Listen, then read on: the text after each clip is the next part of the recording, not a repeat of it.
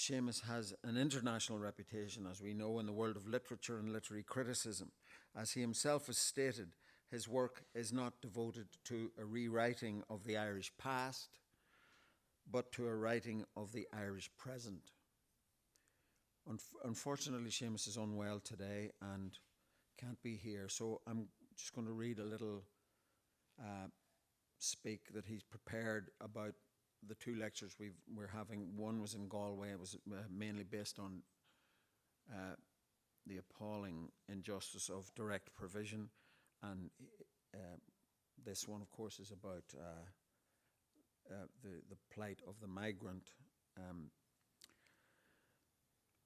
So he says, Hannah Arendt's famous phrase, "the right to have rights," was coined in her 1958 book, The Human Condition. It was part of her long argument, which began in 1943 with her essay, We Refugees, about Jewish migrants who had become stateless, that condition in which they had no rights, that asked why European civilization had so successfully, within its system of states, concealed the barbarism that made statelessness pandemic and human rights so unavailable to the millions of displaced persons of World War II. She and many since, particularly the philosopher Giorgio Agamben, have described how the paradigm of the cosmopolitan, the person who belonged to the global community and who was always of European provenance, has been displaced by the refugee, who is now most definitely a non-European figure. And now it has become clear that the concentration camp of the 20th century was not some historical anomaly, but that it is still the paradigm place of Western consciousness. The internment camp is a zone of suspension, of rendition, a place that is always outside the country it is inside. Abu Ghraib, Guantanamo. And those entrapped there expose the hollowness of any claim to universal human rights, to having rights just on the basis of being human. Arendt said it plainly. The refugee, the displaced, has regularly been denied the right to have rights. All rhetoric aside, that is a political decision. What Field Day is aiming to do with this pair of lectures is to talk about rights here for the human beings who live here and now, all over this country. An initial basic step in this conversation is to point out that each of us has the right to have rights. Everything else flows from there. And I'm just going to read a couple of poems by Jessica Traynor, who read them in Galway, but she can't be here because she has a new baby. So there are two poems. One's called The Breaking Point, which takes its title from Farage's notorious poster and tries to address fear-mongering around mass migration. The politically charged figure of the migrant has haunted our stories since the birth of literature. Breaking Point. To avoid charges of sensationalism, we work now solely in euphemism, train our workforce to ring-fence all sources of fear. We survey our neighbours, ask them, what are you afraid of? Tell us your dreams, the shapes that unfold into terror. A knot in your necklace becomes a creeping sea creature, emerging from dark water, indelibly real. And of course, each knock on the door, a stranger with one child, then another, who fall dead in front of you. These children that look like your children, but have no mouths to speak.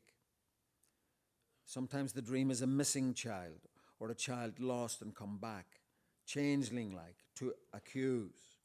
We jot it all down and seek patterns in these gathered fears, formulate infographics in lime or cerise instead of blunt realities. The child's lost shoe, a pool of corpse-thronged water. We offer bright columns of profit and loss. And so we decorate ourselves with fate and war and tragedy as we sweep our roads clean of litter and bed down with our animals before last light leaves the sky. And the other poem is called The Camp, which refers to direct provision, the centres that exist in Ireland, the continued existence of which is so shameful as to be almost stranger than the fiction in Swift's text. The camp. People once came here on holidays. Can you imagine?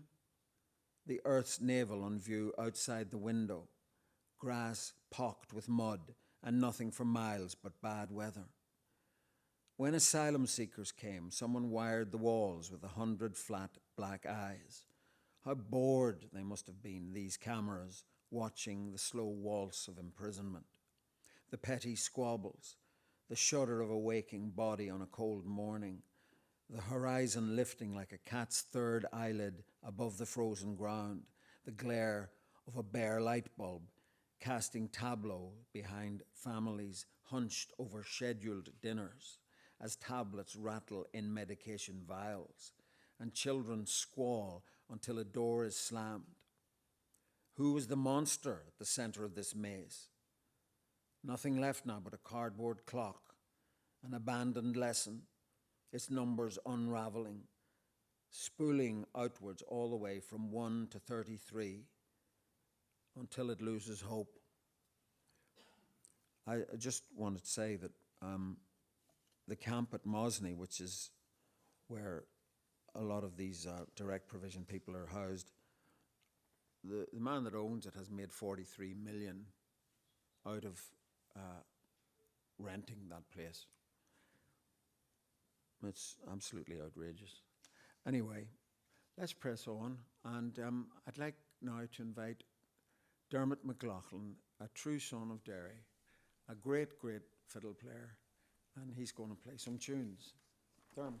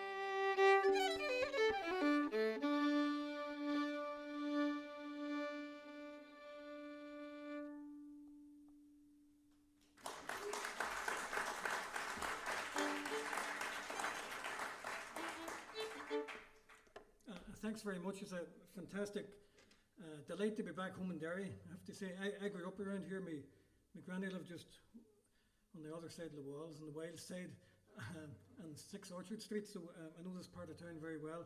And it's a great pleasure to be also asked to contribute to the field day lecture on this theme at this time in history when migration, which is such a part of Ireland's story in a very diverse way, is now such an important issue for all of us in every country in the world. And migration has left its mark on the way Irish music has developed, and even the way we tell stories, although it's not always so clear in tunes. If you look at the song tradition, migration, emigration, loss, longing, belonging, forgetting, being remembered, these are really, really potent themes in the music. That tune I played there is a tune called An Lundu, which means the blackbird. And I'm going to continue now with a hornpipe called the Rights of Man. And then after that, there's 2 reels. The first one is called the Repeal of the Union. And after that, a tune called Gladstone's Reel.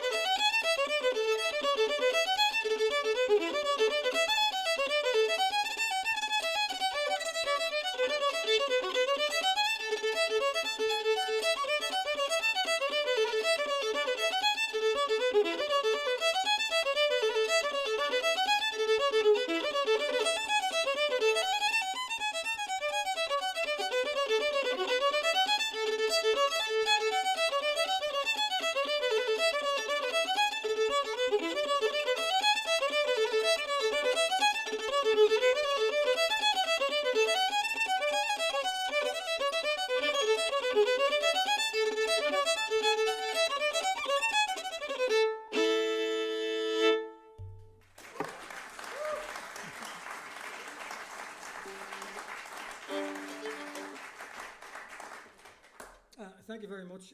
I'll finish up now with an air, and the air is called, it was called many different things, but some of the titles are The Emigrant's Farewell, and another title is Our Ship, She's Ready to Sail Away. And like many songs in the Irish tradition,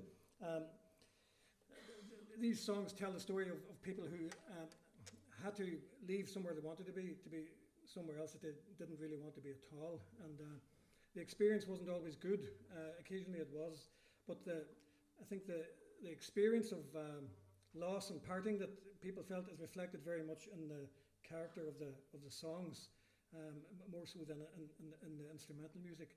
But I'd like to play this tune, the tune of the song which I first heard sung by Cathal McConnell from Fermanagh. And the real after it is a well-known tune called Slán le Hardin, which means farewell to Ireland.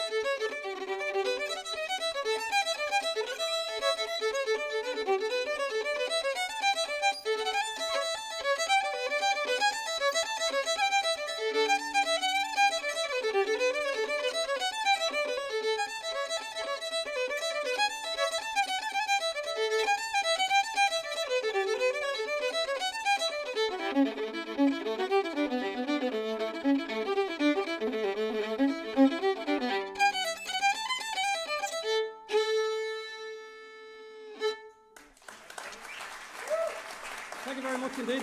Thank you.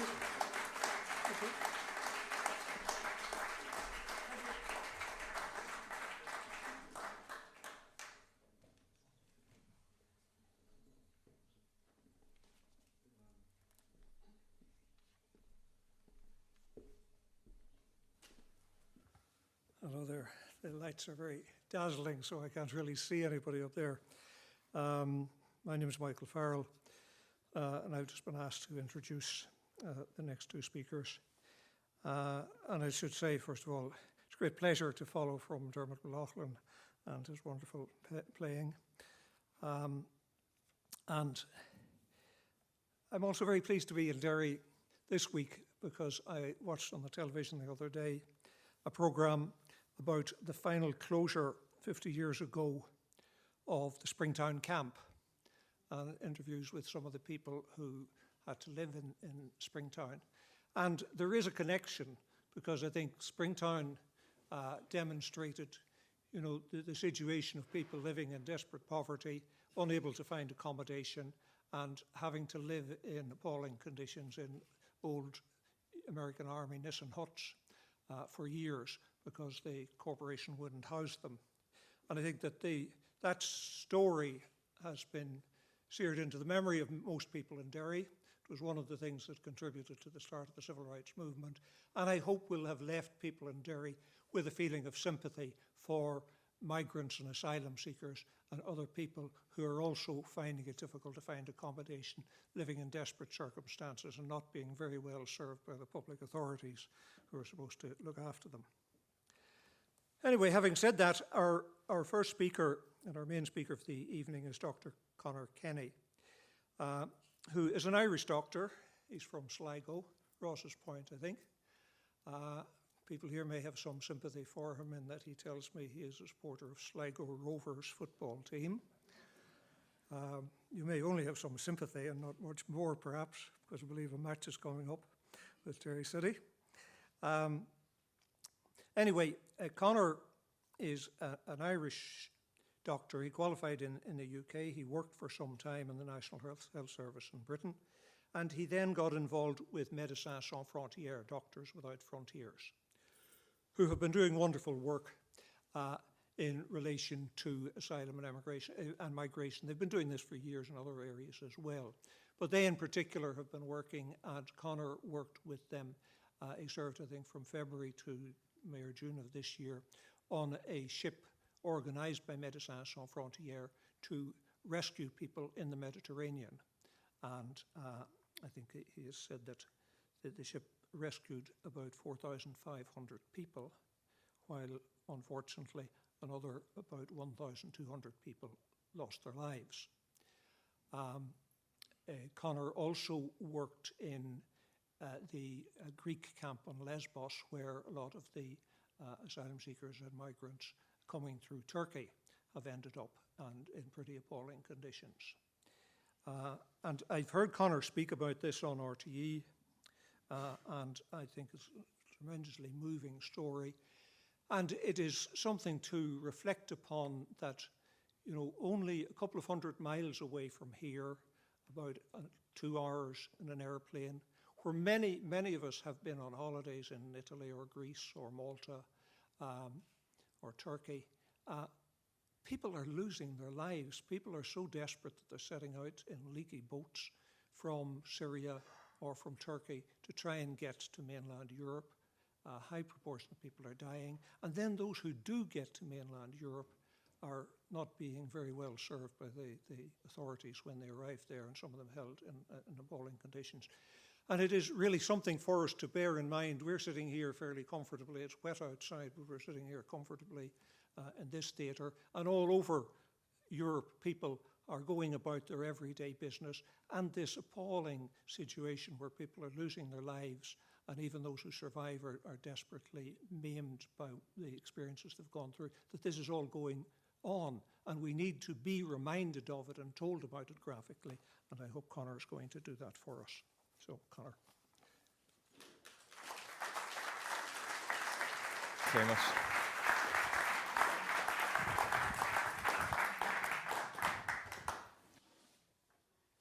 Thanks very much, Michael, and thank you very much to the field day organisers for having me here today. It's a real honour to be here to do the Seamus Deane lecture, and I hope for the next half hour that I can some way honour him from what I'm going to present. So, as you mentioned, my name is Dr. Conor Kenny, and it's also a real privilege to be here speaking in Derry, my emotions, I've had very mixed emotions in this city over the last couple of years. We went on family holidays here, but also having my heart broken in the Brandywell. So what I'm going to take you on today this evening, is a journey of migration. I'm going to focus on one individual, one inspirational individual I had in my medical clinic on my last rescue, named Ahmed, who started his journey in Darfur and ended up in Libya, and then from escaping into the boats and then into Italy. He is, like so many thousands of other people, one of these who's resting in the camps in Italy. And I'd like you to see the human side of him. He's someone who we see on television. I often feel that we look at the TV and it's almost dehumanizing, that we see either people who have either survived, or we may see dead bodies in the water. And I just want to show that these are real people who have the same hopes and aspirations and dreams as us, but also the people who are fleeing conflict and poverty. So my background is, after football training as a kid, I used to volunteer in the local homeless shelter in Sligo, which my uncle ran. And from there, went to volunteer in the West Bank in Palestine, and then ended up as a medical student in the island of Zanzibar, where we came across the massive ferry disaster of 1,500 people. And that's where my interest in more kind of humanitarian disaster relief came into being. I also volunteered in the camps in Calais, and more recently in Mantamadas, in the island of Lesbos, working with unaccompanied minors in a place called Idomeni in northern Greece, which was a refugee camp for 15,000 people, mainly Syrian. And in the last couple of months, well, up to June of this year, working in the central Mediterranean doing search and rescue. I was the only doctor aboard the MV Aquarius, looking after usually around 600 or 700 people at rescue on a boat which could hold only around 400 people. So we talk about the migrant crisis, and my question is, what is this an actual crisis, and who's it actually affecting? So some numbers: we have 7.6 billion people on planet Earth. 1 billion people are actually migrants. The majority of those are migrants within their own countries, 750 million. 250 million have to leave. 65.3 million of that 1 billion are forcibly displaced, and 19 million are people who have to travel abroad because they've been forcibly displaced. But those 19.5 million refugees end up in not us, developing countries, developed countries. The burden is in developing countries, the likes of Lebanon, Ethiopia, Pakistan, Turkey. So in terms of this crisis that's affecting Europe, that's a very much a media-driven one, that there's a global crisis that's going on. So you need to take things in perspective. Migration is nothing new. We've got Homo sapiens here and Homo erectus, who moved from Africa to Europe and Asia over 1 million years ago, and about 100,000 years ago. And we know us Irish, us Celts, we have also migrated from Central Europe, from Russia, from the Middle East, from Iberia. And that's what makes us Irish. That's what's given us our beautiful culture, our language, our traditions, and our music, which we have seen here tonight.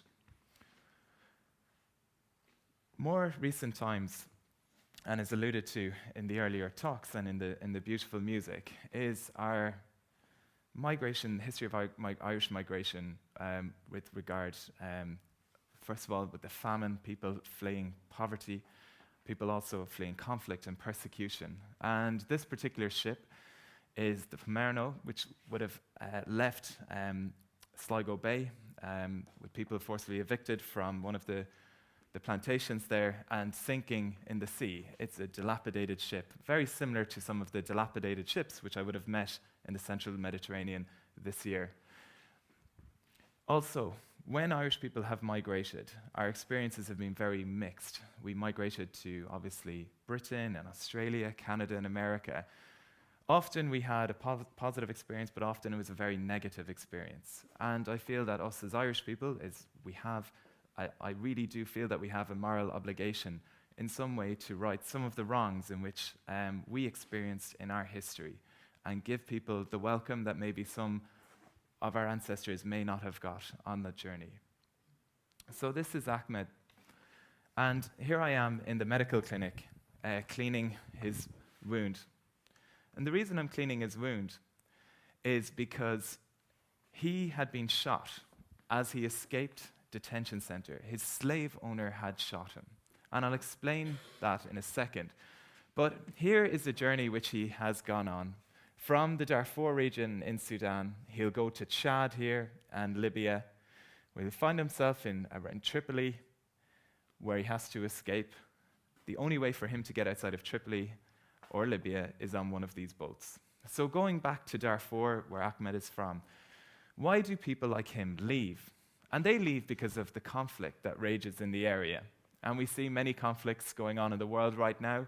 We see in Syria, Afghanistan, in Iraq. Did you know in Afghanistan, last year had the highest amount of civilian casualties? That's in that whole Afghanistan conflict.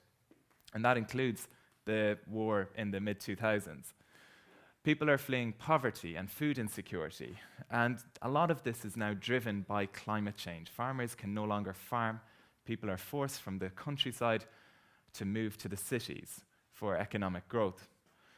This is an MSF feeding centre in 2003. And what is incredible about that was one of my nurses on the boat, Mary Jo, had worked here in 2003 in the Darfur region and just happened to know Ahmed's grandmother, who had also been a kind of a volunteer or local healthcare assistant in the area.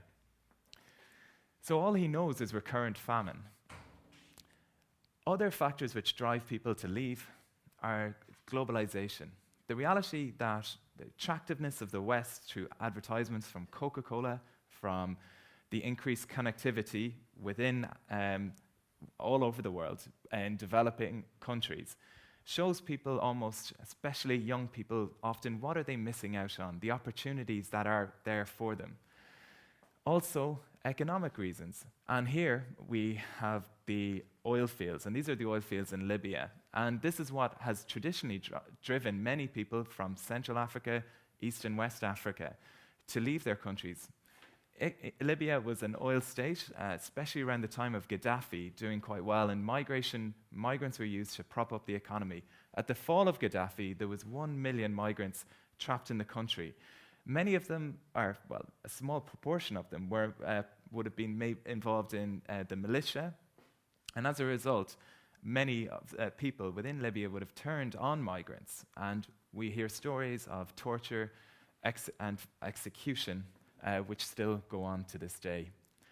So Ahmed's journey would have begun on a vehicle just like this, with many other people on board, obviously incredibly unsafe, traveling for miles, paying a smuggler to get to here. And these are the gold mines in Chad.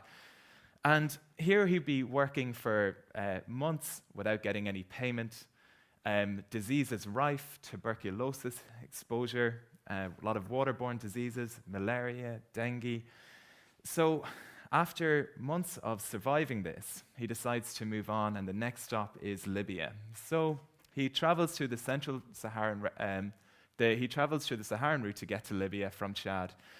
And here, this route, it is estimated between 11 and 14 people die every single day just passing through the Sahara. Unfortunately for him, he paid a smuggler who then met an owner at the border of Libya who sold Ahmed for $70. His price was based on his body characteristics, his biceps, his ability to work, his size, and he is then forced to work in the fields. Many of his colleagues aren't so lucky. Many of them are actually just brought straight into detention, where they're held for ransom, made to phone their families back home and say and request money for their release. All the while they're being, for example, on the telephone, they may be being tortured at the time, whether it's whipped or beaten or electrocuted. And this is something we hear every single day in the medical clinic. These are some of the pictures that MSF staff took when visiting some of these detention centers in Libya. And here we have some of the people who were forcibly handcuffed. It's important to know that Libya, in these detention centres, some of them are government-run, but some of them are militia-run.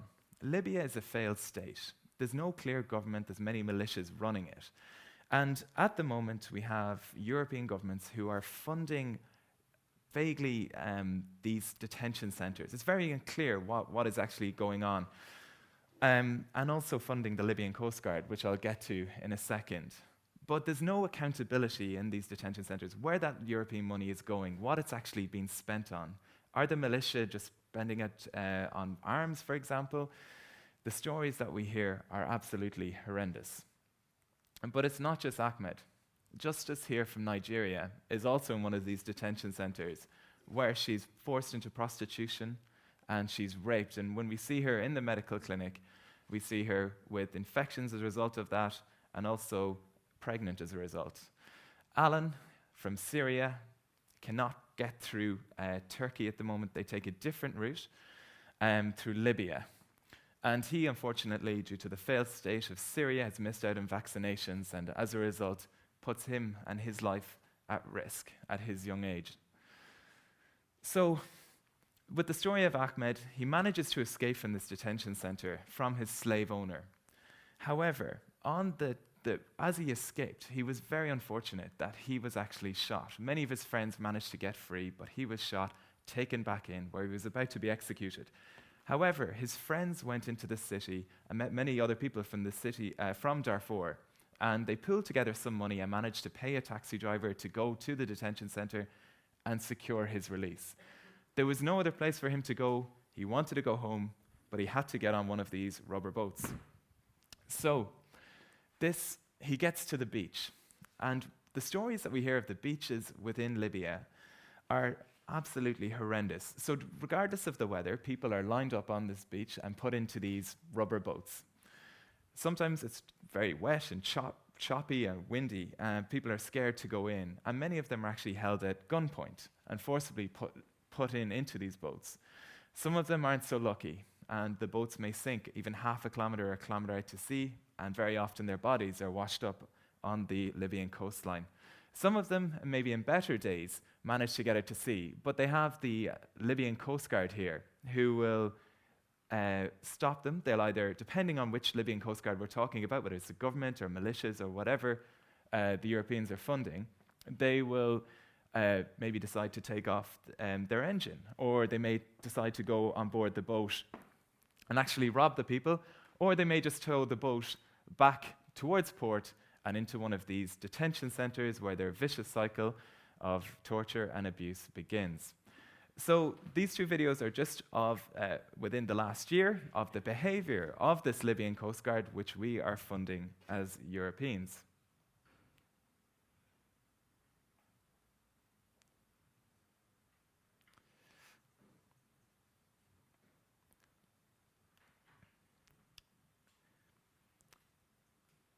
So is there any sound that we can attach?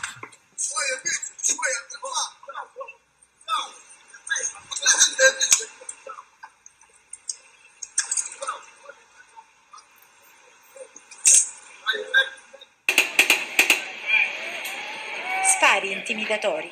Siamo al confine delle acque internazionali davanti Sabrata. So those two were images. The second one was when we, as MV Aquarius, were doing a rescue. The Libyan Coast Guard decided to join us during one of these rescues from the rubber boats. But instead of helping, one of them boarded the boat, took everyone's money, and then started shooting above the people where they all jumped into the water, fleeing for their lives. So again, this is who we're funding. We've got Boris Johnson here recently, who joined the Libyan Coast Guard and get lavish praise on them for their amazing effectiveness in trying to reduce Europe's migrant problem. It's important to know that many people within Libya and other countries are entitled to claim asylum in Europe. However, we do absolutely everything we can to prevent them from doing this. We force them into these insane rubber boats, which last 18 hours in the water, or these fishing vessels, and take this journey across. So to give you a description of what these people travel in, the majority are these rubber boats. Many people who get into these boats are told that Europe is maybe a couple of hours away, rather than 2 or 3 days away in an actual ship. So they're surprised to find themselves out at sea for more than 12 hours. They're not dressed. So they come to me either in maybe a cardiac arrest situation or peri-arrest, dehydrated, hypothermic as a result of exposure. Here we've got an overfilled wooden boat. There's different sizes, holding 100, 200, 500, and 700. And it was after the capsize of one of these wooden boats that NGOs became involved. In a week in 2014, 1,200 people died. So if you compare that to the amount of people who died in the Titanic, and there was many organizations within Europe said that we can't let this go on. The European governments are not doing their job in terms of search and rescue within the Mediterranean, and we need to do something. And that's how the NGOs got involved. So now I'm just going to focus a bit about the rescues. During my time on the boat, 11 people died every single day in the central Mediterranean, so that 1,200 people died. And it's really important to know that while NGOs were doing the search and rescue at this time, because of the amount of death happening at sea, European governments were focusing very much on border protection, so kind of staying out of the way of any rescues, but preventing any migrants coming into Europe, and trying to stop a smuggling problem, but not really doing very well at it. So it just shows that our policies within Europe are very much to protect us from the refugee rather than protect the refugee. So this is the boat I was working on, the MV Aquarius, and we would be sent to an area by the Coast Guard to commence a rescue. So often a cargo vessel would come to an area and say, we see a number of boats in this area, can you help us? And this is, for example, one of our rescues where we were surrounded by 20 migrant vessels. So the next 5 minutes, I'm just going to take you through a rescue. Okay, some of the scenes may be a bit distressing, but it's important to know that no one has actually died in this rescue. It was a complex rescue, but often the type of kind of carnage and chaos that we see in the central Mediterranean. Should we just quickly launch boat 1 to keep them off? I think they will stop. Okay. They're just trying to...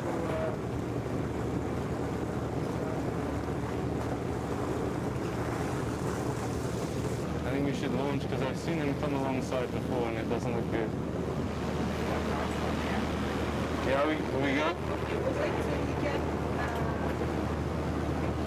We can always bring the other boat alongside. Now you can start already. Okay.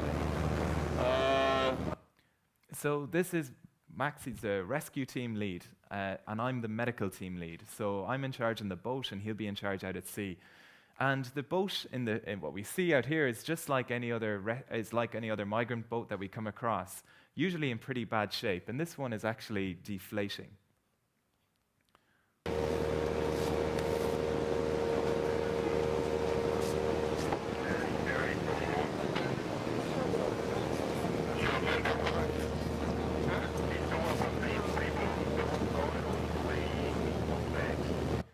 So now the decision is to launch our rescue ribs, which you can see, and we try and keep the people calm.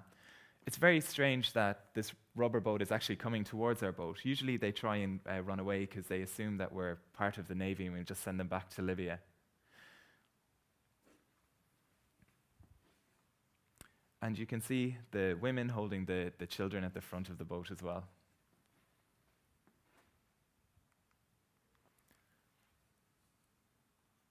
So we've now launched our rescue boats. And this is the scene that I will be greeted as a medical doctor. So it's my job to triage the people. So from this, I need to decide who's the most important person to come off the boat, who's the sickest. But it's impossible for me to decide because at the bottom of that boat, there's around 60 people just lying supine on the floor. Often the floor is covered in fuel, and that's what's happened in this case. So literally burning the people alive. Hey.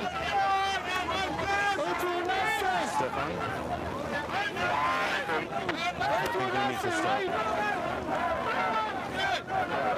we're starting with life jackets, guys. So people are now falling into the water because the boat is deflating and fuel has actually intoxicated a lot of people as well.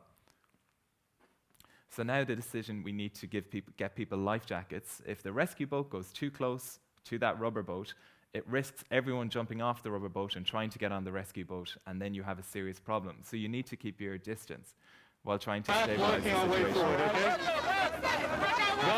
Guys, you will need to listen to me. You will be there. I understand. Man overboard, man overboard. Hey, listen to me, please. There's men in the water. Please come forward. Hey. Go. Guys, you stay. Bananas in the water.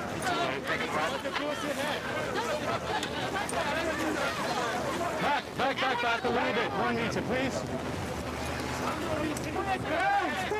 Stefan, just come and pick up the banana. Not in charge. We get this one here, yeah? Don't worry about him. We're getting this. Yeah? As soon as you can, please move to the back of the boat.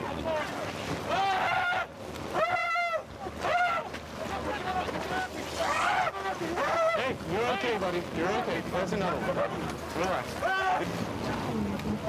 Are we going to take this one? This one? It's okay. That's a trial.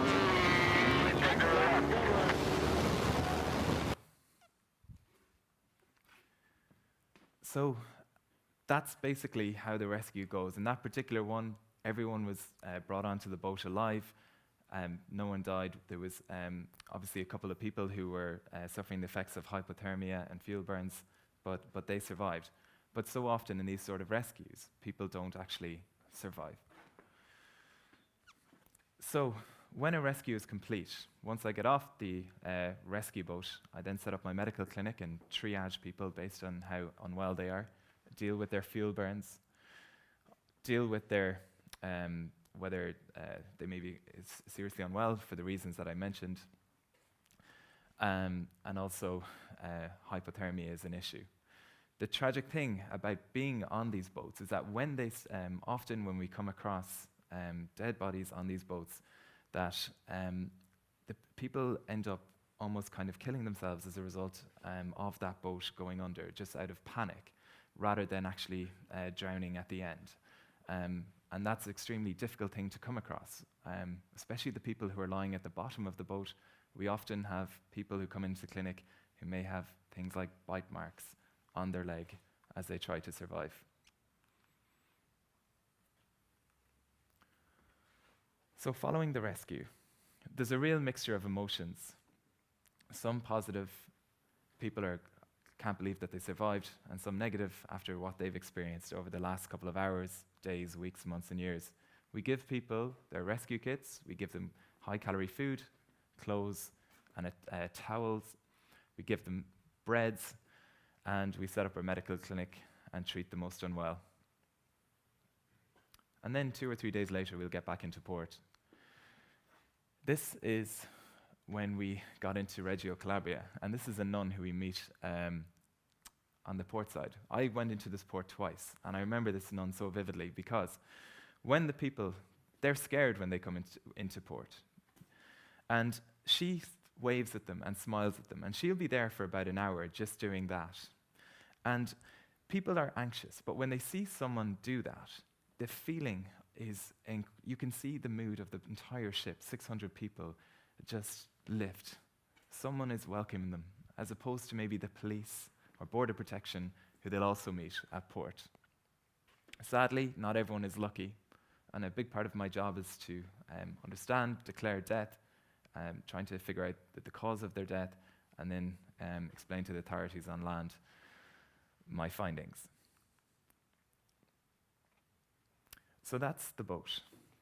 So moving to dry land, part of my experience in this European migrant crisis has been working in the refugee camps. Here in Lesbos, and here in Idomeni. Idemeni will hold particular significance for me because it was the most extensive time which I worked in the migrant crisis for about 3 months. And it was a camp for mainly Syrian refugees who had escaped Syria and got into Greece. And many of them wanted to be reunited with their families around Greece, but the borders had closed and they were left in this camp, which is an open field of squalor and destitution. For people, migrants, refugees, to be sent into these camps, it's the most humiliating thing you could imagine. And I could imagine if I was in their life, after especially some of the lives that they would have led, maybe in Syria, very productive members of society, and to be stuck here in these camps doing nothing, not able to move. For your self-esteem and mental health, after everything you've come through, and then to face this, is completely debilitating. And mental health illness is a huge burden that that presents in the medical clinic here. Working in the clinic, especially at night, so we cover the clinics in 24 hours, so 8-hour shifts, 7 days a week.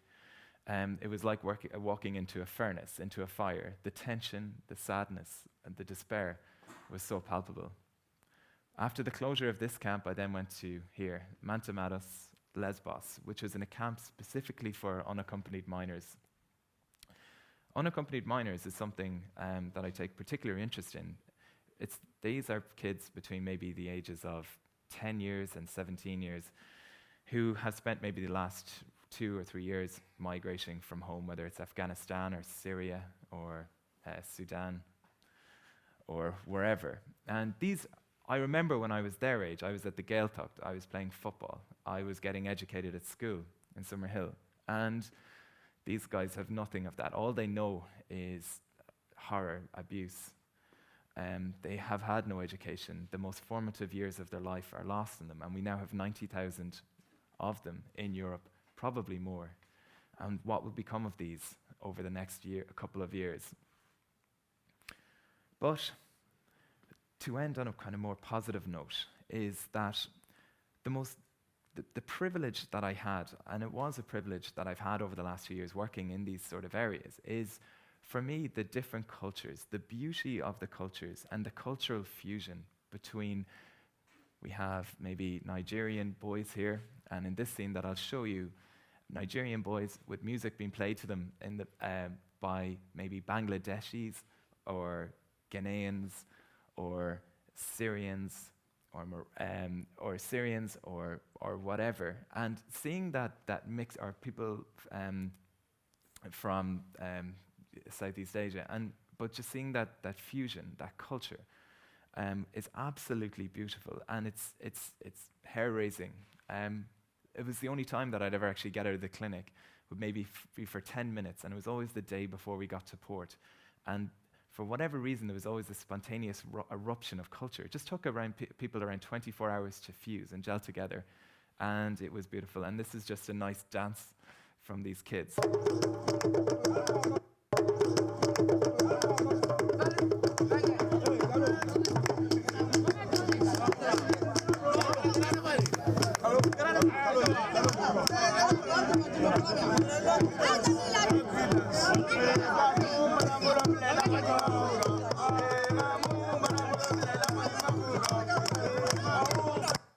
These are kids and their parents who have the same hopes and aspirations as dreams as we do, and our ancestors did before us as they left, as they left Ireland. And it's on that note that I would like to finish. And I really thank you so much for your time here.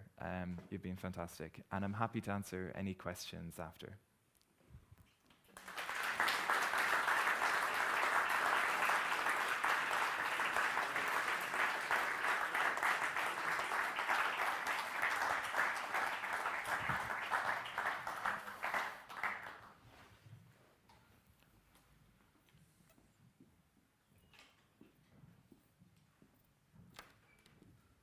Well, thank you very much for that, Conor. A very chastening experience, and I'm glad you ended up with the positive bit at the end. But it's a small bit of positivity and a great deal of hardship and pain. Well, that's the story from the side of someone who's Irish, working to help migrants fleeing from war and destitution and so on, trying to get to Europe. And now we're going to hear, in a way, the other side of the story, someone who has fled and has managed to reach Europe and has managed to reach Northern Ireland, Sifo Sibanda, who's from Zimbabwe. And, you know, I think everybody's well aware of the nature of Zimbabwe these days, run by the most geriatric dictator in the world, but it doesn't make him any less effective as a dictator. Sifo was a political activist in Zimbabwe and eventually had to flee the country because of political activism, which increasingly is taking a lot of the best people out of Zimbabwe. She's a former marketing executive and ran her own business. She had to leave Zimbabwe, come here with her little boy Ben, who's I think 8 at the moment, and is an asylum seeker here waiting for a decision on her application. So Sifo is somebody who can tell us about the experience of someone who comes here as an asylum seeker and what it is like to wait for a decision without any guarantee that you will get a positive decision or even when you will get a decision, and in a situation where you're not entitled to social welfare and you have the absolute minimum contribution by the state that nobody could actually live on. But nonetheless, Sifo's been very active in this, working with other asylum seekers and working for Local Citizens Advice Bureau, helping other people in similar situations, and working for an organisation called Homes for All to help asylum seekers get accommodation and fit into the society that they have come to here. So I'd ask Sifo to come talk to us.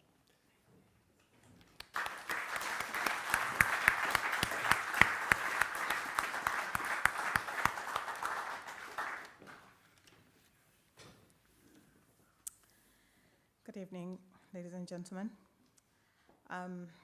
Thank you for the introduction. My name is Sifo Sibanda. I am an asylum seeker and have been an asylum seeker for more than 2 years, just about 2.5, in your beautiful wet country. I come from a very hot country in Zimbabwe, somewhere down in the southern Africa. This has become home for me and my son. We had to flee and leave our own home and leave our families back at home to settle in Northern Ireland. I'm here representing a group called Housing for All. Housing for All is a group of asylum seekers and supporters campaigning to ensure that people seeking refuge and asylum in Northern Ireland are given the opportunity to lead a dignified and secure life. A key part of this is ensuring that no one forced into a position of what we call enforced destitution. We call it that because destitution is a conscious and intended aim of government policy. Denied asylum seekers are the only people in the society for whom destitution is a deliberate outcome of law and policy. Much of this is driven by UK Home Office and Westminster, but we believe that Northern Ireland Executive and Assembly can do something to ensure that no one is left destitute in the society. What we have done as Housing for All, in 2015, we carried out a survey amongst 36 destitute asylum seekers in Northern Ireland. Our findings from that was that 63% had been homeless more than once since arriving in Northern Ireland, and 87% said that their leaving situation badly affected their mental health. 77% had approached social services for help with accommodation. Not a single person said that the support offered was sufficient to meet their needs. 93% had approached local charities, but only 5% said the support provided was sufficient to meet their housing needs. Asylum seekers can be made homeless several times throughout the application process. Sometimes this is for a number of weeks or months, and sometimes years. At these times, there is no support open to them. They have no recourse to public funds. They're forced to sleep rough, stay in overcrowded conditions, and rely on churches or mosques and friends. They cannot work or earn income. As Housing for All, we're calling for this to change. What we want to see, the UK government has signed up to the international law which says that social and economic rights apply to everyone, including nationals such as refugees, asylum seekers, stateless persons, migrant workers, and victims of international trafficking, regardless of legal status and documentation. But that being said, if your asylum claim, for whatever reason, is turned down by a Home Office, many lose their housing and meagre support that has been provided to them.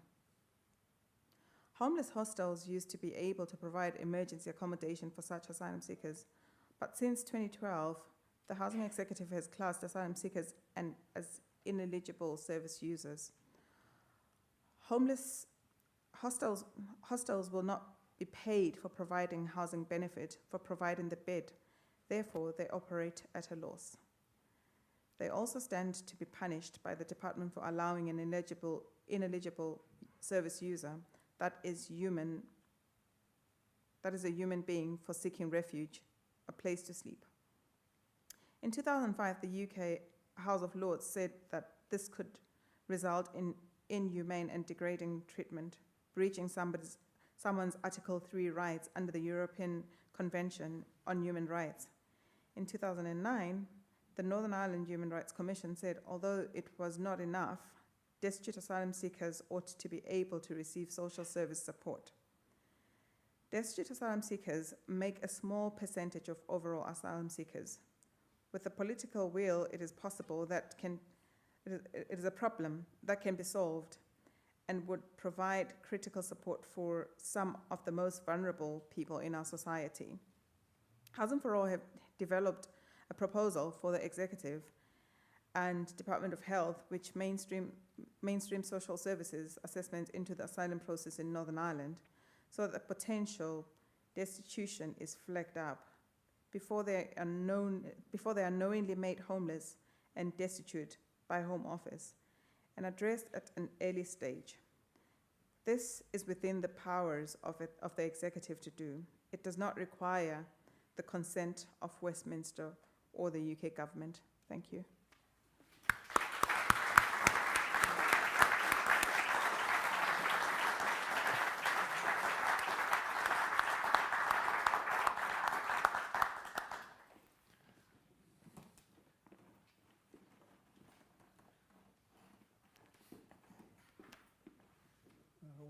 We're now going to have somebody talk to us who, the expression is often used, who genuinely doesn't need any introduction. And I think there's no problem with that here. It's Bernadette McAliskey. And Bernadette, as many of you will know, has been working in her own area in South Tyrone for a long time to assist migrant workers who have moved into there, and initially it wouldn't have been the place that you'd expect to find a great deal of migrant workers, to enable them to fit into the local community and to get services for them and so on. And I mean, the obvious question that begins to arise from what Conor has been talking about, the terrible situation in the Mediterranean, the thousands of people, there are actually tens, hundreds of thousands of people trying to get into Europe at the moment. And then what CIFO tells us about the position of asylum seekers here in the north and the difficulties they face. One of the obvious questions is what can be done about it. And Bernadette is somebody who is doing something about it, and I think will be able to give us some ideas on what people who want to assist can actually do or demand of their local authorities and so on that they do. Bernadette.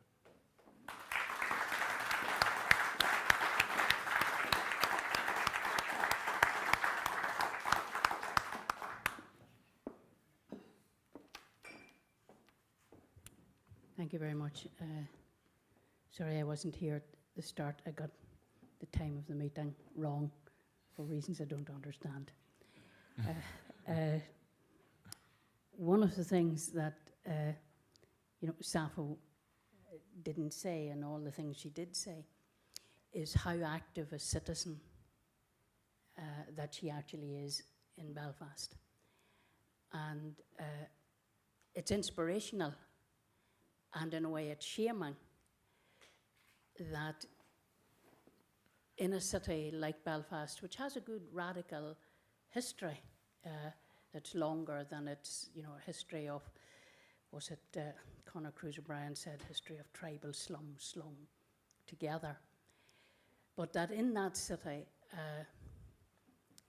that it's somebody who comes here fleeing persecution, who is more active in defending the rights and protecting the rights of others, including people who live here, than people who have much more opportunity, much more freedom, and much more safety in undertaking those actions. So Sappho is by no means, and I'm sure you wouldn't want to be mistaken for some passive victim of injustice. She's a very fighter against injustice, and a very key part of the campaign Housing for All, and of the campaign of the participation and practice of rights. And we're all very privileged to know her and to learn from her. And I think what I want to talk about tonight is not the sort of grandiose, wonderful works of a Northern Ireland wheelbarrow, but first of all, to paraphrase Eleanor Roosevelt, who was the wife of President Roosevelt, but was a human rights activist in her own right. And just sort of to paraphrase what she said, was she asked the question, and then she answered it: where do universal human rights come from? Because refugees, asylum seekers, immigrants, migrant workers, unaccompanied children are all human beings with exactly the same rights as every other human being, or should have an entitlement to the same rights as every other human being. But she asked the question, where does this grand idea of universal rights come from? And she answered it by saying, human rights begin in small places close to home. They begin in the homes, in the streets, in the farms and the factories, in the offices where people work. They begin in the schools and the colleges to which people go. They begin in the towns and the villages in which people live. And these are the very small everyday contexts in which men and women and children, whatever their race, whatever their gender, whatever their level of ability, whatever their aspirations, this is the context in which ordinary people aspire to their fundamental human rights and are entitled to them. And she went on to say that if human rights do not mean anything at this level, if human rights cannot be fought for and won at this level, then we can never expect to make any progress on the global level.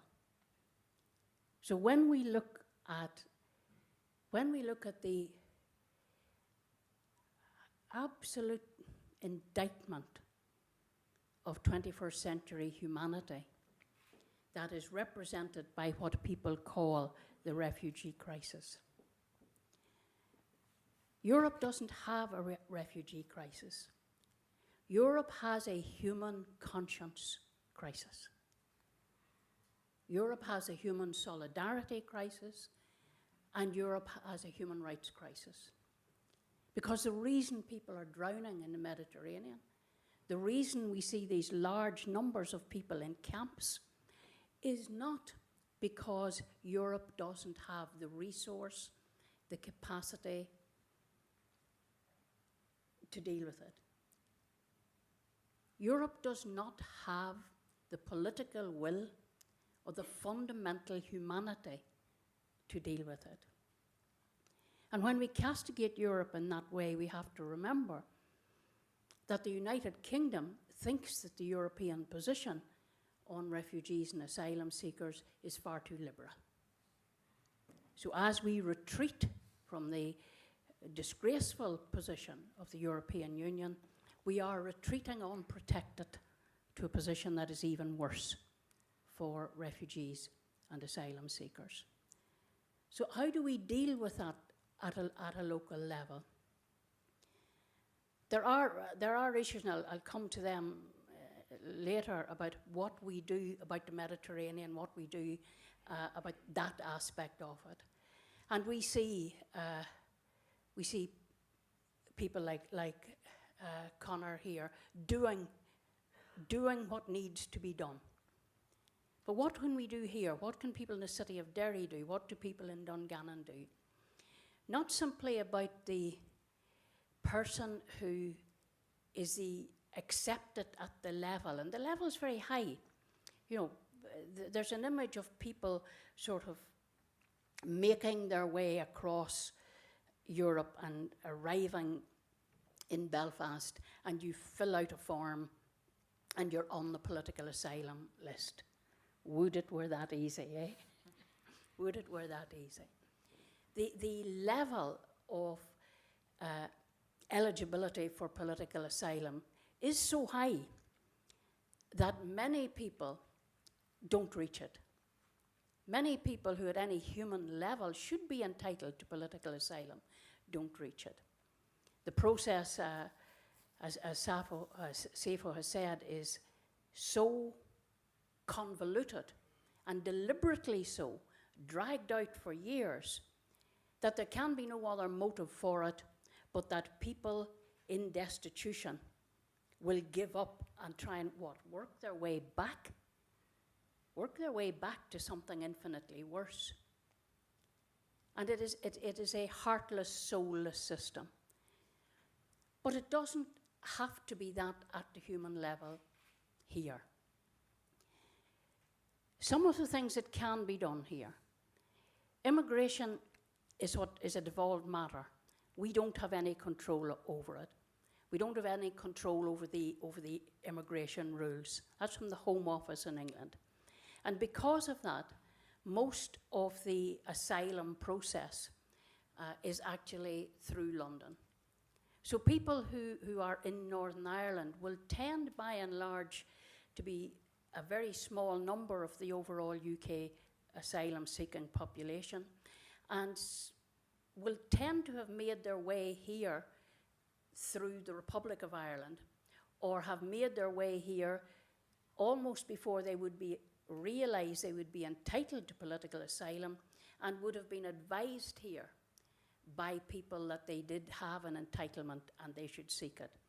So many of our political asylum seekers here, and they are small in number compared with say, the overall figure, are people who have maybe initially come as undocumented migrants, or will have come as economic migrants. To me, the issue is not, and the issue should not be, what piece of paper the person has. That's a Home Office's problem. It's no job of mine to police for the Home Office. Any more than it was ever a job of mine to police the country for the RUC, or after them, the PSNI. So why do people who know that it's not their job to do the PSNI's job think it's their job to do the Home Office's job? So rather than us worry about what the status of people might be, we have a capacity here in Northern Ireland to have a very clear position that people who are here are here. That should be our starting point. However people got here, they are here. And we should be working to ensure that nobody who is within this jurisdiction nobody who is within the jurisdiction of the executive, and at a more local level, nobody who is within the jurisdiction of a local council should be destitute. And so we should work to human rights legislation, and we should work to human rights regulations and to European regulations that protect them. That should be our starting point. Because if we start there, then there's lots of things we can actually do, and we change the conversation. Instead of saying, this is what border control says, this is what immigration says, this is what the Home Office says, if our starting position is all the people who are resident within Derry City Council area, all of the people who are resident within the Mid-Ulster area have rights, fundamental human rights, and the council and the civic population will protect them. That's our duty. That's your duty in this city. To hold your council to account in protecting the civil and human rights of every citizen who lives here. And the city has a long history of doing that for people who lived here for generations. So it shouldn't be hard for you to do it for people who are newly arrived. So what are some of the things that we can do? And what are some of the things that the Home Office are doing? I'll give you a very simple example. CIFO mentioned, for example, that people are not entitled, certain categories of people, ineligible people. How can you have an ineligible person? A person who's only eligible for destitution. But there are people who are ineligible for public funds.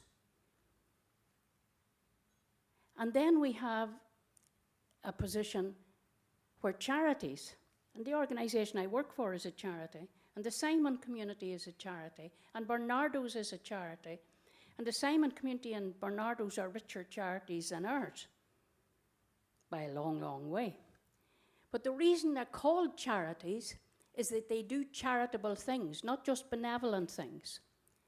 And I get very angry when people say they don't have beds for destitute people because the government won't pay them. If the only bed you are offering to a homeless person is one that the government pays you to offer, then you're a government agent for the provision of beds. You're not a charity, because you're paying for that bed with the money the government paid you. But if that charity has reserves, and believe you me, you want to see how much reserve some of these charities have, then they can provide out of their reserves beds. And we at STEP have been arguing that every homeless charity should be retaining a fixed percentage of its beds outside the government system, depending on their ability to do so. A large charity could have 5% of its beds outside the remit of government, so that as a charity, it could give them to whoever it wanted, to whoever needed them most. That would get around that bit of no recourse to public funds. Charities and the civic population could also deal with the question of crisis funding in the way that we have dealt with it in Dungannon. Again, we're a very small charitable organisation. But we take, first of all, there's about 20 of us working in the place. Nobody's made to, but it's the work that we do. So everybody puts a bit in the kitty when they can. Every time 20 of us can put £1 in the kitty, we only need another £5 for a bed for a homeless person for a night. And since we put the £1 in first, then we can feel totally unabashed about asking other people for another £1 to make a second bed. And when we have a small pot of money of our own that we use for crisis funding, Sometimes we get big charities come and say, where did you get the money? Could we use some of your crisis funding because we have a person who has no money and the government won't pay us to give them any? We say, no, but we know where you can get it. In your reserves. That's in your charitable reserves. That's where we got ours. Now, these are very, very simple things that people can do. But there are other things that we need to do. We need to hold our councils, and we need to hold our executive, and we need to know the health service and everybody else to account. Because here's what's happening at the minute. The Home Office is changing the regulations almost day by day. We run a law centre, an immigration legal advice centre, and almost every day our immigration lawyer, Julia, comes in and she has to check what badness did the Home Office get up to between her leaving the office yesterday and her arriving at it today. Now, here's the kind of thing that they do. In February of this year, they introduced a new regulation. It used to be, and this isn't even for asylum seekers or refugees, this is for EEA citizens resident in the north of Ireland. So if you are currently a European with a right to reside in Northern Ireland, but you lose your work, and through one thing or another you become homeless, it's not criminal to be homeless. But if you become homeless, you can fall out of the benefit system and end up with no recourse to public funds. That means you don't, despite the public prejudices, you can't go down and get a social fund loan. You can't apply for a housing executive house. You can't get income support. You can't get anything. And you can't get a bed in the Simon community or the Vincent de Paul or wherever. So you're destitute and on the street. But it's not a crime. You haven't done anything wrong. And you have, as a European citizen, a right to reside here. It's just that you don't have the means to reside. There is legislation that if you commit a criminal offence, you are liable to be deported if you're convicted. So the Home Office in February 2017 introduced a preventative measure to prevent criminal activity happening. And this is how it works. If you're homeless and destitute and not entitled to public funds, the Home Office assumes that sooner or later you'll be forced to steal, to eat. Forced to steal, to put shoes on your feet or clothes on your back. So to preempt the time when you might actually commit a criminal offence, the police, who are also acting as immigration control in the north, the police can arrest you for being homeless and remove you. You don't use the word deport. Remove you from the jurisdiction. So not only are asylum seekers and not only are people denied asylum, and then the people who are granted refugee status, all particularly vulnerable to destitution. If you become destitute as a European citizen in the north of Ireland, you, if you're on the street, are vulnerable to being lifted and put on a plane to Poland, arriving at an airport that you maybe haven't been at in 7 or 10 years without a penny in your pocket. Now, at a local level, the way we have dealt with that is that we have, everybody has them, your local neighbourhood police officer and your local community safety liaison officer and your local anti-hate crime officer. There's 3 hats. There's usually only one person, but there's 3 hats. So we had a conversation with our 3-hatted gentleman, very nice man he is, and I said to him, what we need you to know is if we hear, and we hear everything, if we hear that you have arrested a homeless person and are thinking of removing them, we will have a habeas corpus written in the court before you can get the person to Larne, which is where they take them to move people on out. And that's going to eat into your budget, and then you're going to be in trouble, because that's all they care about up here, budgets. So what would be far easier is don't you do it. Don't you even think of it. Now, what has happened as a result is that the friendly neighbourhood PSNI guy with the 3 hats, he doesn't. He just brings the homeless people round to us. And that's all right, because we have a starting point then to try and get that person's documentation sorted out, try and get them back into a position where they're sustainable. So if people want to do things, they can help. And there are things that, not everything is bad here. There are things that are happening that are good. We finally have a racial equality strategy that has, as part of its development in its very early stages, a racial equality subgroup. Now, if you have a look at who's on the racial equality subgroup, you will have some understanding of how much work at a civic and community level has been done. Because if you're looking for the great and the good on that subgroup, they're hard to find. A bit of organisation, a bit of networking, a bit of solidarity has meant, and a few champions on the inside of the civil service, has meant that we've won that battle.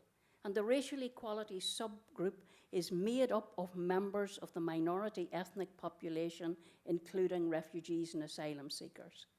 It's made up of people on the ground, and the majority of the people in the room aren't even white, which is great. Then, because you have to have, it's always hard to get women, the gender balance is great. That's how reprobates like me get on these panels. The shortage of women, they say, oh no, we're going to have to let Bernadette on again. We're going to have to let Lillian on. We're going to have to let Sifo on. These women are going to have to get on the panel. But that's a start, and that start has been made. That group and the racial equality strategy has pushed for a racial equality champion in every department of government, except that now we don't have a government. And we have worked so far to demand, and we're working to get, a Northern Ireland strategy for refugees and asylum seekers that will remove, as Sifo has said, that will remove this no resource to public funds. The Syrian refugee program is a very specific program, which was a deceitful program. The program was created because the United Kingdom wouldn't meet its European obligations and set itself a very, very small target of people it would allow in. And it's called the Syrian Vulnerable Persons Program. And so people are held in the camps in Lebanon and Jordan until the asylum process is completed. So if there's anything worse than having to spend your time in Northern Ireland seeking asylum, it's having to sit in the camps waiting for that 2, 3, 4 year process. So when people come, they were led to believe originally that they had refugee status, and they didn't. They had temporary status for 5 years. At the end of the 5 years, like anybody else, they would be able to apply for permanent residence. They were only supported financially for the first year, and then in every other year, 1 year, in every other year, all the other things about permanent residence would kick in. Do you know what goes against you if you apply for permanent residence here? The number of periods for which you didn't have work. The number of times you applied for any welfare or support benefit. So how were people supposed, after 1 year, to become self-sufficient in a manner that would entitle them to permanent residence? So we fought that battle and won it. And just last year, the UK agreed that the people coming in on the Syrian refugee program would actually get refugee status as soon as they arrived, because that's what they were promised in the camps. There is something else that we can all do. There is what's known as the community sponsorship scheme. And I would ask you to look at it. The community sponsorship scheme is a way by which our local authorities, our charities with the reserves, because they're in my sights, our charities with large reserves, our housing associations with very, very overinflatedly paid CEOs and reserves and lots of assets. Our local authority, our major charities and our civic communities can come together. Derry City, Belfast City, Dungannon, Coal Island can become communal sponsors of refugees and open up their communities. And we have argued in Mid-Ulster for one village. I love these slogans that came out of the civil rights movement. One village, one family. There is no reason why a family, a whole village, there's no reason why Coal Island collectively could not support a refugee family until they got on their feet and became integrated in the community and earning. No reason. Absolutely none. There's a structure for doing it, there's a policy for doing it, and there needs to be a will to do it. So there are very small things you can do at the very beginning as a citizen. Remember that it is your responsibility as a human being to protect the human rights of your fellow human beings. It's not your responsibility to become an enforcer of immigration law and ring the police because you think that person shouldn't be here. It's your responsibility to protect that person. It's not your responsibility as a doctor, as a social worker, as a landlord, as a health visitor to enforce immigration. As a teacher, as a receptionist and a GP, that's the way it works. Increasingly, every day, when we talk about no border after Brexit, part of the no border arrangement is that refugees and asylum seekers and economic immigrants and migrants will not be policed at borders. They will be policed by you. Because the law will say that as a landlord, you must check if your tenant has a right to be in the country. You must check their passport. You must know. If you think they shouldn't be in the country, you will be held liable. But like the emergency legislation, you know, if there's a dump found on your land, you'll be liable if you don't say who put it there. So it's the landlord, it's the health visitor, it's the person at A&E, it's the factory owner, it's a small employer who has been asked to enforce the inhuman regulations. As citizens, we can say no. And then we can collectively, in small ways, put our money where our mouths are and start actively supporting and ensuring that nobody on the street where we live is homeless or destitute, that nobody in the village where we live is homeless or destitute. Building cities of sanctuary. These are all there. The ways to do these things are all there. Derry City should be a city of sanctuary, where the destitute, where refugees and asylum seekers know, if I can make it to Derry, people will protect me. We say in Dungannon, every time, please don't go past Dungannon. We still don't have enough people. Please don't go past this town. We don't have enough people. When you start saying that, don't go past Derry. There's room for more.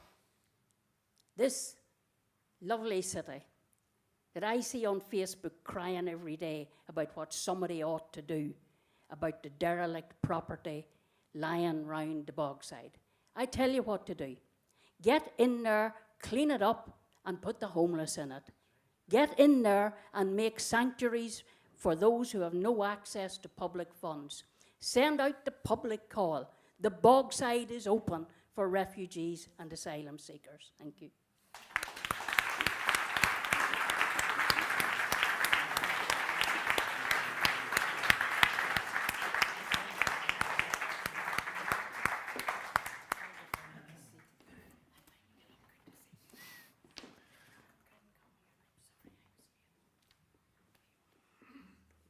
You can always rely on Bernadette now to give you a job to do.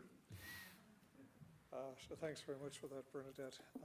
And we're now going to move towards questions and answers section of the event. I'd just like to say before that,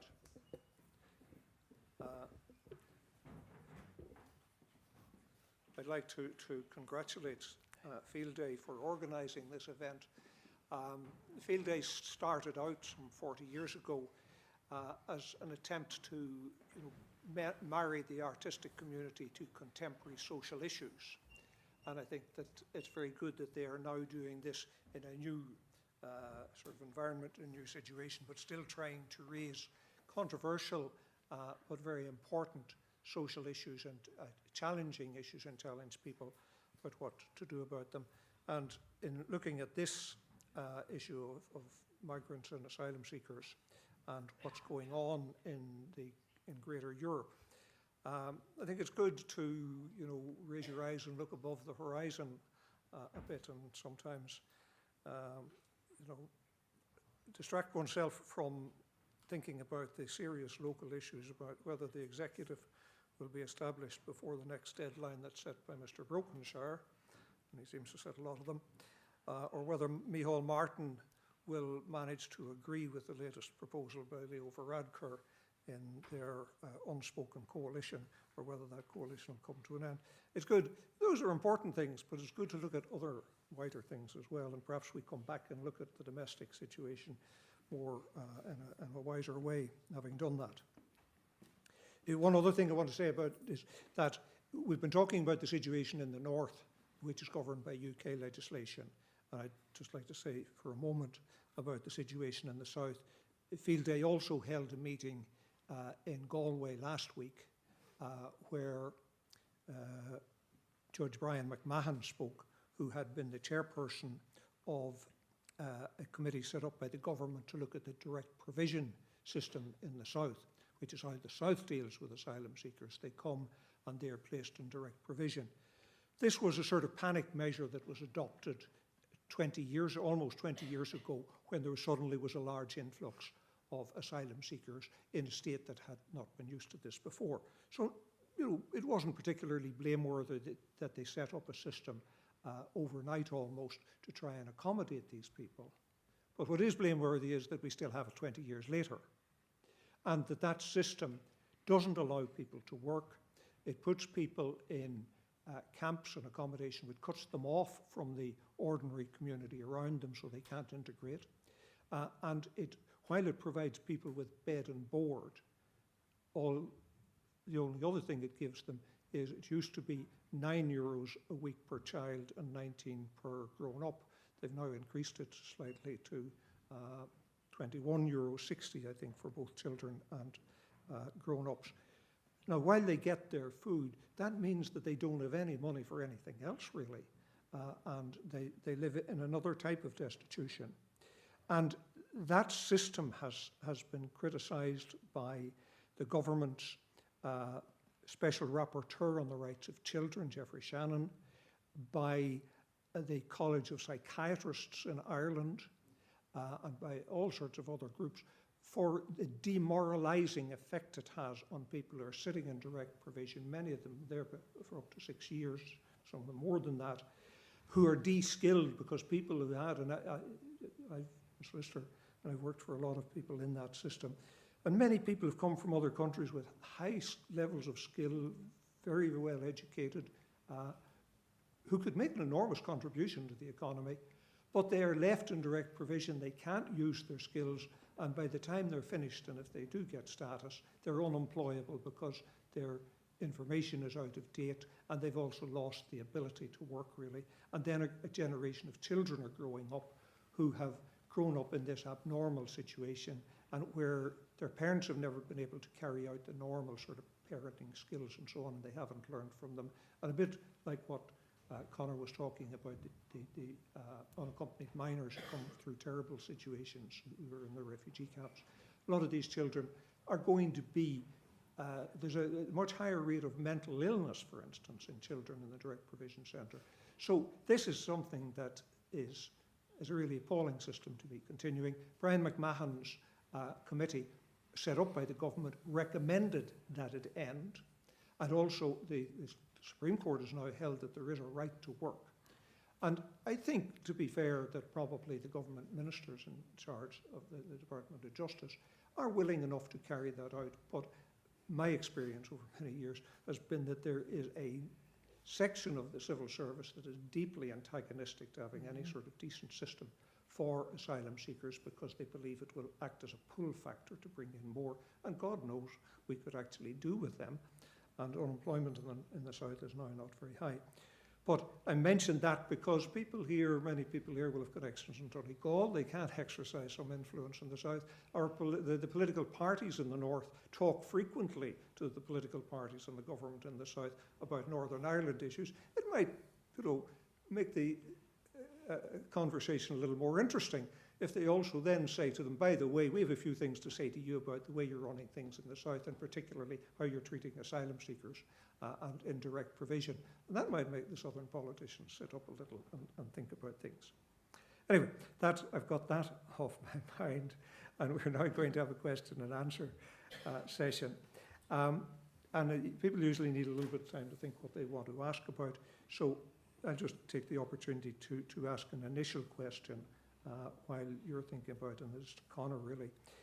There has been talk in the media, particularly in the British media, I think, and also in the European media, which suggests that the work of people like Médecins Sans Frontières, rescuing people who are put into leaky boats by people traffickers, that by having a situation where a lot of the people will actually be rescued and then brought to Europe, that's only encouraging, it's assisting the people traffickers and only encouraging this flood of human misery, really, across the Mediterranean.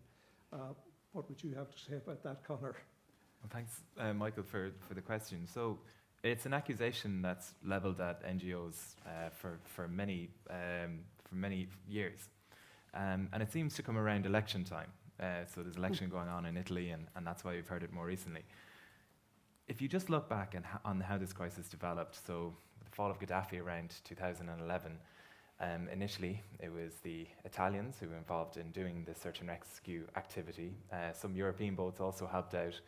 And the capsizings that I mentioned around 2014, in which a week 1,200 people lost their lives, triggered NGOs in Europe to do something, because nothing was being done by the European governments and actually try and save lives. And that's the only reason why MSF are doing search and rescue there. I can't obviously speak on behalf of the other NGOs, but it seems that's their rationale as well.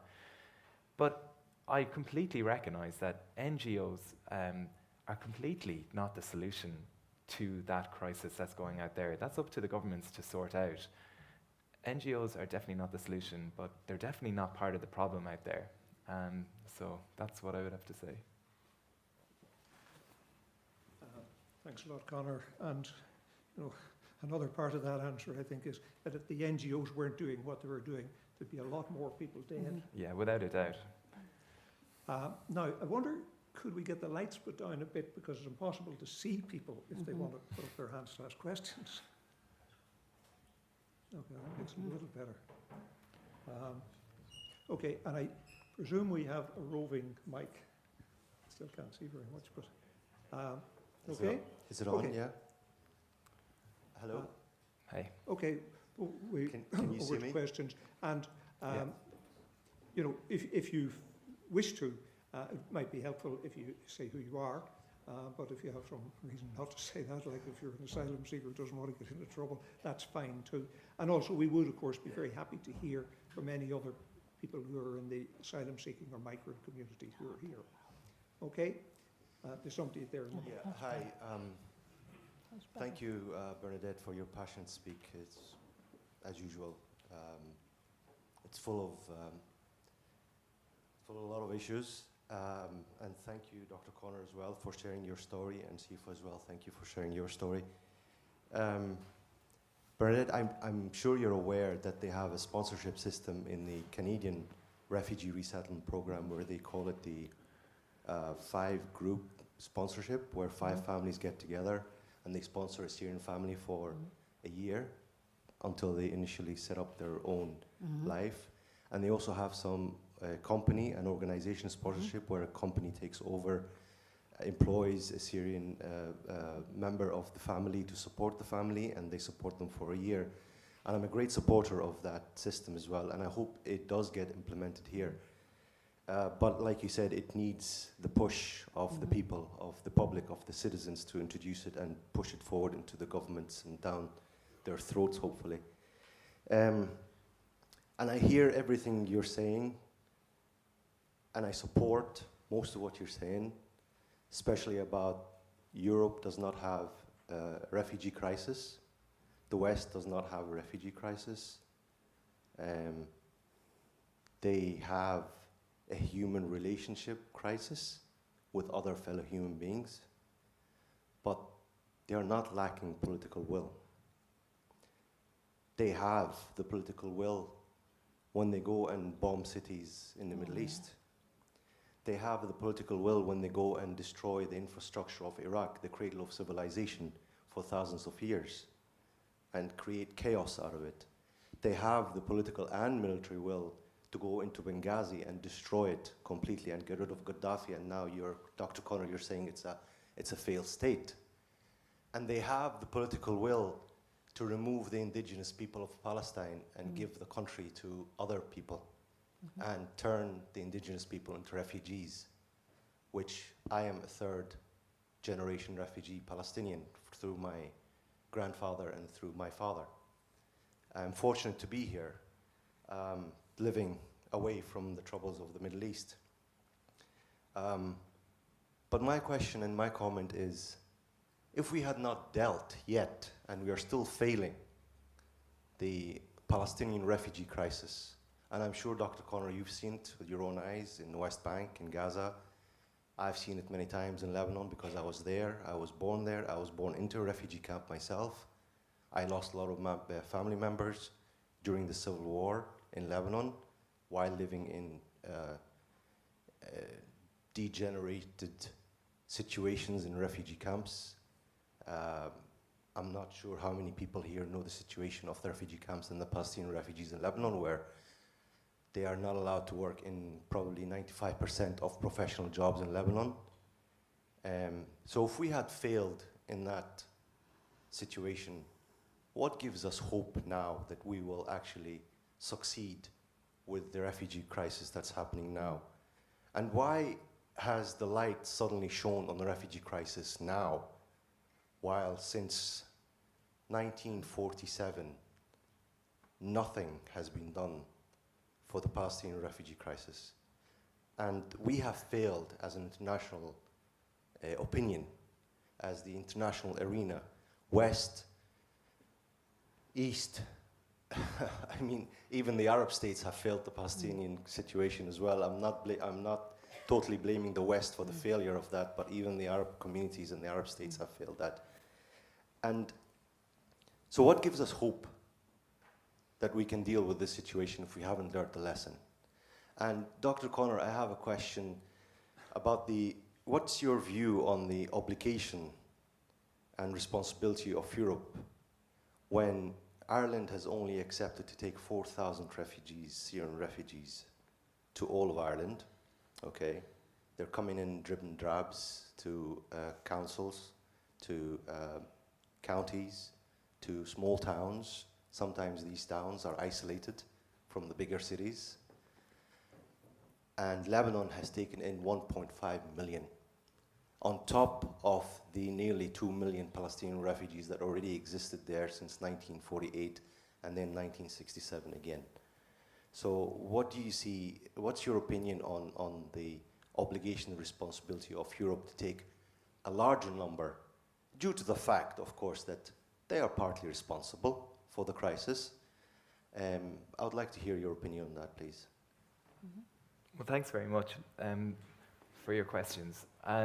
So, obviously my role as a medical doctor, and that's what I prefer to focus on rather than the specific political aspects of it, of the current crisis, and more to focus on the results of maybe what the politicians have decided and what we see in the Mediterranean. So I'm not going to speak on behalf of MSF in these questions. I'll speak on behalf of myself, as an Irish person, exactly. And I would say that the responsibility of Europe, for me, is just simply how Europeans would want to be treated if they were in the exact same situation. Whatever standards that they hold for themselves, I would expect them to hold those standards for people who are fleeing conflict and poverty from abroad as well. It's quite non-specific. Clearly, there's a massive failure in the asylum process, what's going on now, and I'll let Bernadette expand on that. But that kind of maybe perhaps institutional racism that exists towards other countries from abroad is something that clearly needs to be addressed. Okay, Bernadette or Sifo? Yeah, I mean, it's a very all-embracing question. So I think the first thing to clarify, in case you misunderstood it, when I say you don't have the political will, I wasn't alleging apathy or lack of understanding on the part of the government, but very clearly and proactive lack of political will to address its obligations in this regard. And it very clearly has a political will to do all that you say. And that takes us to a very deeper question of the overall politics of the West and the politics of the world. Because when you say, how do people ignore the refugee crisis of the Palestinians? How do people ignore the refugee crisis of Africa in general? The reality for Europeans is that a very, very, very small part of the world's population of refugees are seeking access to Europe. Most of the world's refugees are in the countries, are in the world's poorest countries, are in the countries closest to those countries from which people are fleeing. So you have, you might legitimately say that you have a refugee crisis in some of those countries. You could legitimately say that right at this point, Bangladesh has a refugee crisis along its border because of the persecution of the Muslim population fleeing across its border. But the point that I was making is that the politicians of Europe, and certainly the politicians of the UK, don't care about human beings. You don't care how many people die. You don't care how many people starve. What they care about is their own self-interest. So when you say, why did Europe get excited about this refugee crisis? Because people were on their doorstep. Why did the media get excited about it? And to be very brutal, and I said it before and I'll say it again, tourists bring in a lot of money. And tourism doesn't thrive along the Mediterranean beaches if the bodies of human beings keep washing up. So the movement on the European crisis was not a crisis of conscience about the needs of the people. The European question is, how do we keep them out? Now, when you talk about people who are challenging that, we have always been there, in every generation. There aren't enough of us and we don't speak loudly enough. But why do I say I am hopeful because the consequences of despair can't be lived with. That's fundamentally why I'm eternally hopeful. The consequences of despair. There are few enough of us without one of us quitting in despair. That's the only basis I have to say yes for hope. Can I say, oh, this time it will be different? No. It will only be different if we make it different. And for us to make it different, there are questions we have to ask ourselves in these societies. And Conor touched on it. The big question that nobody really looks at in terms of the history of the world is, why are the people in the countries that are poor and that we have war fleeing from them? Because Western imperialism raped and plundered those countries, then carved them up, and thereafter continue through the system of world government known as capitalism to steal their resources and to make money out of war. Why do we have refugees? Because we have an uncontrolled arms trade and an economic system that is capitalist. Can we continue to let refugees die until we win the revolution? No. So we have to fight where we stand.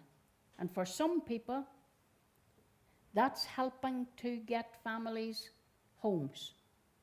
And for other people, it's picketing the government. But we all have to do something, and we all have to make room for the people who are doing something else if we're ever going to win.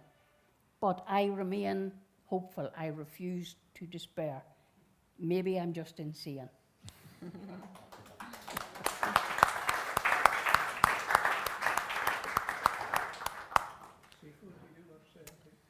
think Bernadette and Conor covered enough of it. Okay. Okay. Anybody else? Yes. Okay, and then there's a man up there. No, just a really simple question or observation. We get, in Europe, we get the people elected that we deserve. I mean, we live in democracies. We elect these people who are out there representing us. The Americans elected Trump. I mean, it's our own neighbours and people around us that we need to teach and make them change their opinions, because the elected representatives there, they only do what we who elected them want them to do, because they all want to get re-elected. So why do we keep blaming governments? We should be blaming people. Mm-hmm.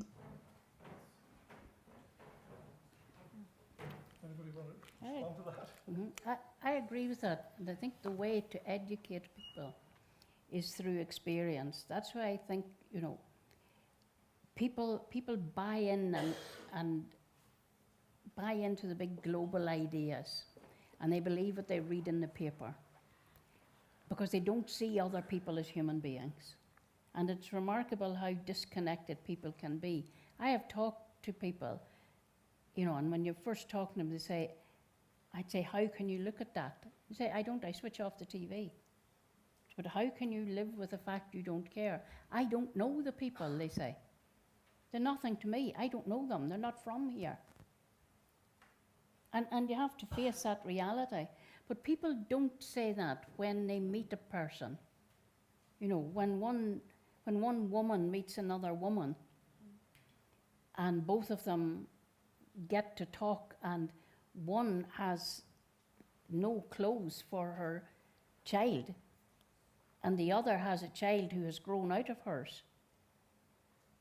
The woman never says, I'm not giving them to you because I don't know your breeding. They say, oh, come round to my house and I can give you these. So when it's in those small, and that's, I think, what Eleanor Roosevelt was saying, if we don't start in those small places very close to home, if we don't start with the people we know, and that's the people we work with. How many of us know that the decent person, you know, our friend, you know, the woman who works in the office with us, you know, the fella we buy the bread off, how often do we just listen to their racist narrative and say nothing? Because we don't want to fall out with them? Because we don't want to start an argument over a loaf of bread? So, yes, if we're starting to blame people, let's start with ourselves and say, how much have we, who do care, who do know, how much are we doing in the small spaces in which we live to change it? But you'll end up having a very narrow life and everybody will disappear. No, I've been talking this shit since I was, since Michael Farrell and Eamon McCann collectively brainwashed me into all of this. And I tell you, people, I have a lot more interest. No, you don't get short of friends by telling it as it is. You may, on the way, realize that some of the people you thought were friends weren't. And you'll be surprised how good you feel when you've disposed of them. Just add on. Sorry, I don't. Just, sorry, Michael. Mm-hmm. Can we just get an add-on? Yeah. I was just going to add on to say it's very difficult in this society that we're in because the media is bombarding people differently. The politics in today's politics of today really is anti-immigration and anti-migration. So it's very difficult to stand out and be that person and understand where you're coming from. So it's just one of those things about doing good, you know, for you, coming from within you. You know, it just shines out, and then the next person. It's one of those things that are contagious, if I may say. You do it, and you go on, but then your neighbor might look at you and think you're weird, which is, it happens, but it because of the politics of the day. I mean, you look at when we voted Brexit, it was all about migration. You know, we're going to get rid of all these immigrants, and people voted, and some people didn't even know what they were voting for and woke up and thought, what did we just vote for? But it was because of the communication that was put out, you know, and some people just didn't understand, and some people don't even listen and watch TV, so it's all in the conscious and every day. Yeah. Good evening, everyone. I would like the panel's opinion on this comment or question. I'm not terribly sure about the actual importance of it, but it's something, there's a certain term that makes me uncomfortable, and it's the term asylum seeker. Why do you refer to people as asylum seekers? Whilst Bernadette was talking and when others were talking, I was thinking about this sort of term that I feel uncomfortable with. And Bernadette mentioned one word that I thought might be a more suitable word. I was thinking of the term, maybe freedom seekers would be a better term. Or even, as Bernadette was saying, we should be providing sanctuary for people. I'm not saying it should be a very, very long-term sanctuary, because really the programme should be that, yes, we provide temporary sanctuary, but in the meantime, provide the support and the education or the learning or whatever is required to allow these people the independence they deserve when they come to our country. So I was just interested to find about, you know, I would be more comfortable with some other term. Maybe it's not terribly important at the moment, maybe there's lots of other things to deal with, but I would like your opinion on that, just what you think, because, for example, I'm old enough to remember a certain building on the Strand Road in Derry, and it was known as the Asylum. and that was an institution. And somehow, using the word asylum kind of infers that when these people come to our country, they should be institutionalised in some way. And I don't think that's right. So I wouldn't mind your opinion on that. Okay, anybody want to comment on that? I'll just say something at the start, and then I'll hand over. I hate terminology. For me, they're just people. And it frustrates me, these debates between refugees, migrants, asylum seekers, whatever. They are just people. Yeah. I think language is interesting. And always, I think it's always interesting. And and I hear what you're saying, that people of our generation know the word asylum in a very uncomfortable context, which is the institutionalization of the people who are mentally ill. The phrase actually comes from the legislation, but you're right. People have. Do you know the one that annoys me? The people who talk about the new Irish. That really annoys me. As if in order for people to be acceptable, they have to stop being who they are, Zimbabwean or Lithuania or something, and we have just christened them now as New Irish. They're not necessarily Irish, they just live here. If they want to be Irish, they'll apply for Irish citizenship in due course. But language is interesting. We all get caught up in it, and even good words then get turned on their head by somebody else and get colonized into being worse. But language is fascinating. But I think it's interesting, and it's not the first time that people of our own generation, because we have that connotation of the mental health asylum, and before that, which was called the lunatic asylum, that we have a very negative sense of that word, and you just don't like hearing it. But I know what you mean. And seeker, as if people were coming looking for something. But how do you feel being called an asylum seeker? It's a horrible feeling. Yes. It's a word that I myself, I'm not sure if I'll ever get rid of, even when I finally get status. And even when I talk to some people that are going through the same situation as me, going through the process, it's a word that nobody likes.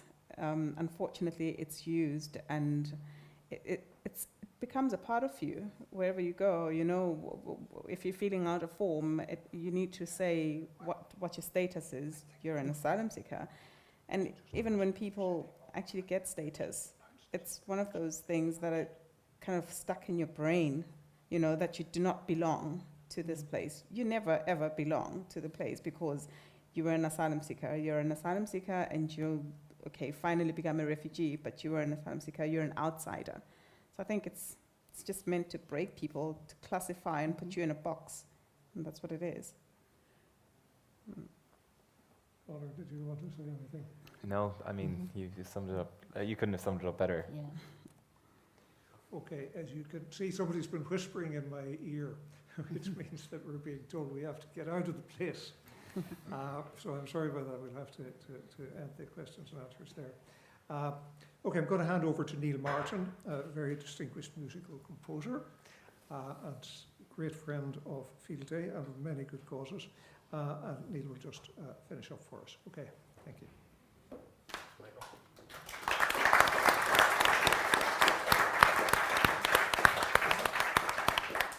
Thank you very much. It's really just some thank yous.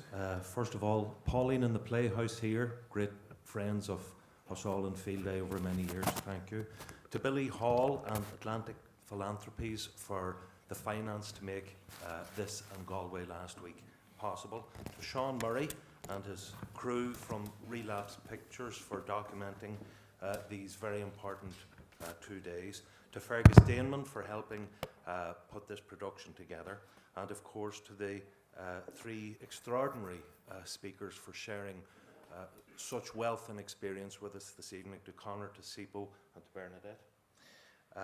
Also to Michael Farrell for moderating the evening and for steering us through it.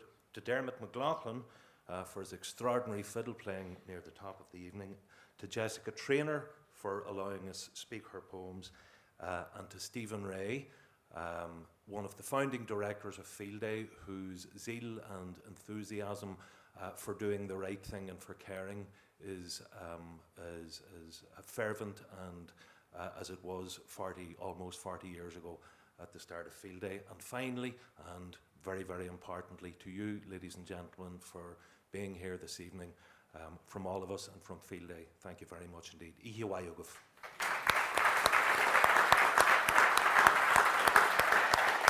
Thanks.